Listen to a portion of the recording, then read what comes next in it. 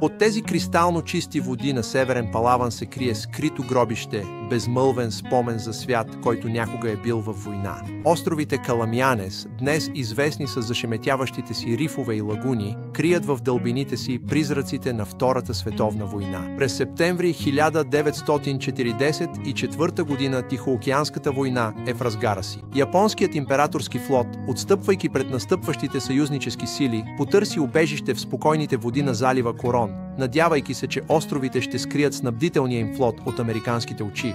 Но на сутринта на 24 септември 1944 година разузнавателни самолети от Третия американски флот забелязват закотвения конвой.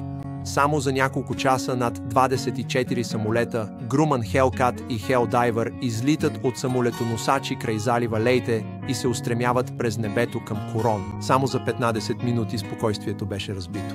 Бомбите заваляха. Заливът се превърна в бойно поле.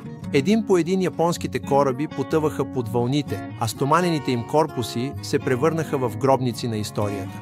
Днес останките в Корон са сред най-известните места за гмуркане в света, съхранени от солената вода и времето. Има поне 12 големи останки, всяка със своя собствена история. Акицушима, хидропланен транспортен кораб, лежи на една страна, а масивният Икран все още е непокътнат. Арако, някога хладилен снабдителен кораб, сега е дом на баракуди и меки корали. Олимпия Мару, Окикава Мару и други почиват тихо на дълбочини между 10 и 40 метра. За хората от Корон и Босуанга тези останки са повече от реликви. Те са част от идентичността на островите, мост между трагедията и туризма. С изминаването на десетилетията природата продължава тихото си възвръщане. Корали и гъби сега покриват стоманата, някога използвана за война. Риби плуват през куршумени дупки и товарни отсеци. Животът се е завърнал, превръщайки оръдията на разрушението в убежища на мира.